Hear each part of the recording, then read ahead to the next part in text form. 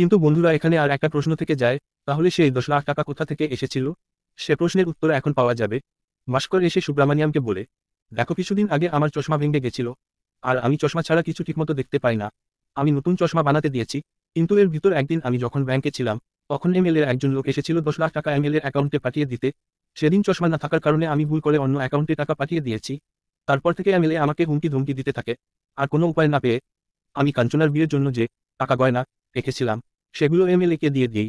দেখ আমায় মাফ করে দিস, আমি কাঞ্চনা আর অর্জুনের বিয়েতে কিছুই দিতে পারবো না। বন্ধুরা এখানে আমরা বুঝতে পারি, ভাস্কর যে অ্যাকাউন্টে টাকা দিয়েছিল সেটা অন্য কারো নয়, বরং কি সুব্রামানিয়ামের অ্যাকাউন্ট ছিল। এটা সুব্রামানিয়াম বোঝার পরেও ভাস্করকে কিছু বলে না। সুব্রামানিয়াম বলে, তোমাকে কিছুই দিতে হবে না, আমি বিয়ের জন্য রাজি আছি। কথা শুনে ভাস্কর খুশি হয়ে যায়। আর মুভির শেষ সিনে চলে আসে। এখানে কাঞ্চনা আর অর্জুনের ধুমধাম করে বিয়ে হয়। মুভিটি এখানেই শেষ হয়ে যায়। আর বন্ধুরা মুভিটি যদি আপনাদের ভালো লাগে কমেন্টে জানিয়ে যাবেন। পরবর্তী মুভি দেখার জন্য সবাইকে শুভকামনা রইল।